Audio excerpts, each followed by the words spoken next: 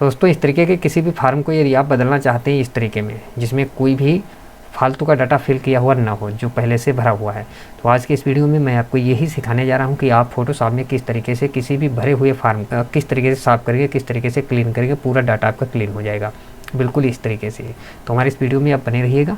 और मैं ये पहला वीडियो रिकॉर्ड कर रहा हूँ अपने इस चैनल पर, तो आप लोग यदि इस वीडियो को देखने के बाद अच्छा रिस्पांस देते हैं तो इसी तरीके के वीडियोज़ मैं अपने चैनल पर और भी लाऊँगा, क्योंकि मैं इससे पहले जितने भी वीडियोज़ ला रहा हूँ अपने चैनल पर वो सभी वीडियोज़ जन सेवा केंद्र से संबंधित है, लेकिन फ़ोटोशॉप पर बहुत कम ही वीडियो बनाए हैं। लेकिन मुझे लगा कि इस तरीके के जो वीडियोज़ हैं आप लोगों को ज़रूर ही पसंद आएंगे, क्योंकि जन सेवा केंद्र पर इस तरीके की जानकारी होना बहुत ही आवश्यक है। आप फ़ोटोशॉप चलाते हैं, इस तरीके की कभी भी ज़रूरत आपको पड़ती है तो हमारे चैनल को विजिट जरूर करिए। तो चलिए हम आपको सबसे पहले तो ये बताते हैं कि आप ये सब कुछ किस तरीके से हटाएंगे, जितना भी फार्म है ब्लैंक। और यहाँ पर जो फ़ोटो की हम बात करें तो फ़ोटो भी यहाँ पर चिपकाया गया था, लेकिन फ़ोटो छुटाने से थोड़ा यहाँ पर ब्लर टाइप का हो गया, तो इसको भी हम सही करेंगे। चलिए हम शुरुआत करते हैं। तो शुरुआत करने के लिए सबसे पहले तो फ़ोटोशॉप में आप कभी भी कोई काम करें, तो मैं पहले ही आपको बता दूं, कभी भी कोई भी काम अगर आप फ़ोटोशॉप में करें तो हमेशा लेयर का जो बॉक्स है इसे ज़रूर लगा करके रखें। इससे समझ में आता रहता है कि क्या हो रहा है क्या नहीं हो रहा है। दूसरा, यहाँ पर इस समय पर एक ही लेयर है, तो यदि हम यहाँ पर कुछ भी करेंगे तो डायरेक्ट इसी पे होगा। और यदि कोई भी दिक्कत आ गई, बाई चांस कोई मिस्टेक हमसे हो गई, तो यहाँ पर फिर उसको हटाने का कोई ऑप्शन नहीं रहेगा हमारे पास। तो सबसे पहले हम क्या करते हैं कि इसका एक कॉपी बना लेते हैं। तो कॉपी बनाने के लिए हम कंट्रोल और जे दबाएंगे, तो आप देखेंगे कि यहाँ पर 2 कॉपी हो गई, ठीक है, दोनों सेम टू सेम है। अब हम लेयर जो हमने बनाई है इस लेयर पर हम काम करेंगे, ठीक है। तो चलिए हम लेयर पर काम करते हैं। सबसे पहले हमें क्या करना है, हम आएंगे यहाँ ऊपर, आप देखेंगे यहाँ पर मैं आपको जूम करके भी शो करूँगा, यहाँ पर इमेज में, ठीक है। इमेज में हम जब क्लिक करेंगे तो एडजस्टमेंट में आएंगे, उसके बाद नीचे की तरफ आप देखेंगे यहाँ पर लिखा है सेलेक्टिव कलर, ठीक है। इस सेलेक्टिव कलर पर हम क्लिक करेंगे तो यहाँ पर आप देखेंगे ये बहुत से कलर आ चुके हैं। अब इनमें से जैसे कि रेड है, येलो है, green, cyan, blue, magenta, whites, natural, black, तो ये कलर हैं। इनमें से हमें किस कलर को हटाना है, तो सबसे पहले ये आप खुद से डिसीजन लीजिएगा। हो सकता है, देखिए मेरे पास जो डॉक्यूमेंट इसमें ब्लू कलर से फॉर्म फिल है, आपके पास हो सकता है रेड हो या कोई और कलर हो, तो मेरे पास ब्लू है तो हम यहाँ से सिलेक्ट करेंगे ब्लू, ठीक है। ब्लू को सिलेक्ट करने के बाद यहाँ पर जो आप ब्लैक देख रहे हैं इस ब्लैक को हम कर देंगे फुल, ओके। नीचे रिलेटिव पे टिक रहने देंगे, इस ब्लैक को कर देंगे फुल, और इसके बाद में येलो को कर देंगे बिल्कुल 0, मतलब -100, और ब्लैक को +100। तो आप देखेंगे कि यहाँ पर कुछ फ़र्क हल्का सा पड़ा है। वो कैसे, आप देखिए कि यहाँ पर इससे तो खैर कुछ नहीं हो रहा है, लेकिन ब्लैक को जब हम इधर उधर कर रहे हैं तो आप देखेंगे हल्का सा थोड़ा सा फ़र्क पड़ रहा है, ठीक है। तो इसको हम इस तरीके से कर देते हैं। अब इसे हम कर देंगे सिंपल सा ओके। अब बस हमें यही काम करना है, लेकिन हम फिर से आएंगे इमेज में, एडजस्टमेंट और सेलेक्टिव कलर, उसके बाद हम सेलेक्ट करेंगे यहाँ से ब्लू। अब हम क्या करेंगे कि ब्लैक को हम कर देंगे 0, मतलब -100, ठीक है। -100 कर देंगे ब्लैक को, और जैसे हमने ब्लैक को -100 किया तो आप देखेंगे कि जो डॉक्यूमेंट पर हमारा मार्क बना हुआ है वो हल्का कुछ लाइट टाइप का हो गया, मतलब हल्का हो गया। और बस यही करना है। उसके बाद हम इसे ओके कर देंगे। फिर से आएंगे इमेज में, एडजस्टमेंट में आएंगे, सेलेक्टिव कलर। तो ये जो यहाँ से पहले हम ब्लू चुन लेते हैं। ये जो प्रक्रिया है इसे आप 2-3 बार इसी को आपको दोहराना है।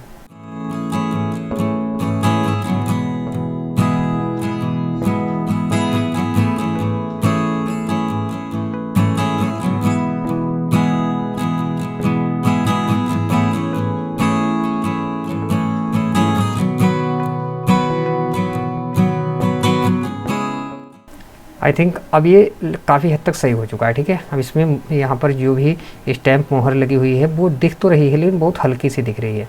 अब हम क्या करते हैं, यहाँ पर अब हम इसको थोड़ा जो ये लिखा हुआ है इसको हम बिल्कुल एक साथ में हटा देते हैं। इसके लिए हम इमेज में आएंगे, एडजस्टमेंट में, और काम वही करेंगे सेलेक्टिव कलर, लेकिन अब यहाँ से हम कलर को सिलेक्ट करेंगे वाइट को, ठीक है। वाइट कलर को सिलेक्ट करेंगे, उसके बाद हम यहाँ पर देखेंगे जो ब्लैक है इसको थोड़ा हम माइनस में ले जाएंगे, मतलब अब माइनस की तरफ देखिए, आप देखते जाइए। और यहाँ पर लगभग हट चुका है सब, ठीक है। यहाँ पर आप देखेंगे लगभग सब हट चुका है। इस टाइप में आएंगे तो यहाँ पर देखिए सब हट चुका है। अब इसे हम बस इतना ही करेंगे, ओके कर देंगे। अभी कुछ यहाँ पर मार्किंग दिख रही है, तो एक बार हम और आते हैं और यही काम हम एक बार और कर लेंगे। अगर यहाँ पर एक काम जैसे कि हम इस समय पर करने जा रहे हैं, मान लीजिए यहाँ पर हमने वाइट लिया और अब हम इसे करते हैं, देखिए तो ये बिल्कुल यहाँ से जा चुका है, ठीक है। बहुत ज़्यादा माइनस में भी नहीं ले जाना है, क्योंकि आपका जो लिखा हुआ पॉइंट है वो भी हो सकता है कुछ हद तक डाउन हो जाए। अब ये हमारा काम हो गया। अब आप देखिए यहाँ पर जो डॉक्यूमेंट हमारा है वो बिल्कुल क्लीन हो चुका है, ठीक है, लगभग क्लीन हो चुका है। लिखा हुआ जितना था वो तो सब खैर क्लीन हो ही गया है। आप देखिए सब कुछ स्टाम्प जो भी लगा हुआ था वो सब हट चुका है। अब हमें क्या करना है कि सबसे पहले तो हम इसको मिनिमाइज करते हैं इस तरीके से। अब जो पॉइंट यहाँ पर लिखे हुए आप देख रहे हैं, इनको अगर आप देखें तो हल्के से ब्लर हो गए हैं, तो इनको भी हमें सही करना है। इनको सही करने के लिए हम फिर से आएंगे इमेज में, एडजस्टमेंट में, और आएंगे सेलेक्टिव कलर में, और उसके बाद यहाँ से हम सेलेक्ट करेंगे नेचुरल्स, ठीक है। नेचुरल्स हम सेलेक्ट करेंगे और उसके बाद जो ब्लैक वाला है इसको हम थोड़ा सा प्लस में ले जाते हैं। तो आप देखेंगे कि इसको हम प्लस में लाएँ, बहुत ज़्यादा नहीं ले जाना है, हम लगभग 58-60 के करीब लाएंगे, ठीक है। और इसे हम कर देंगे ओके। और अब हम देखते हैं यहाँ पर कि जो हमारा लिखा हुआ है वो काफ़ी हद तक यहाँ पर सही हो चुका है, ठीक है।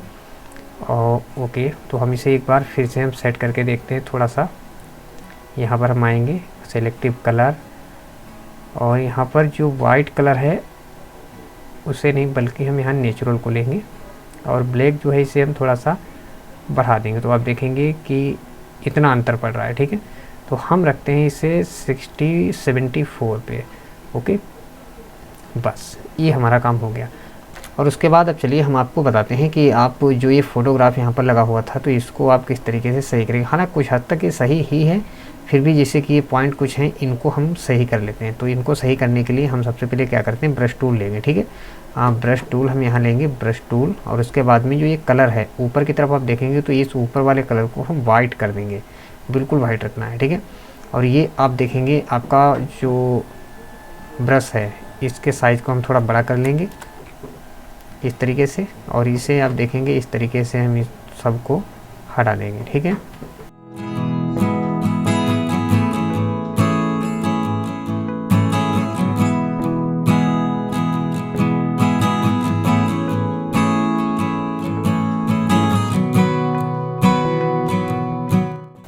और इसके क्लियर होने के बाद, सेट होने के बाद आप इसको सेव भी कर सकते हैं। सेव करने के लिए आप फाइल में आएंगे और यहाँ से आप सेव पे क्लिक कर देंगे।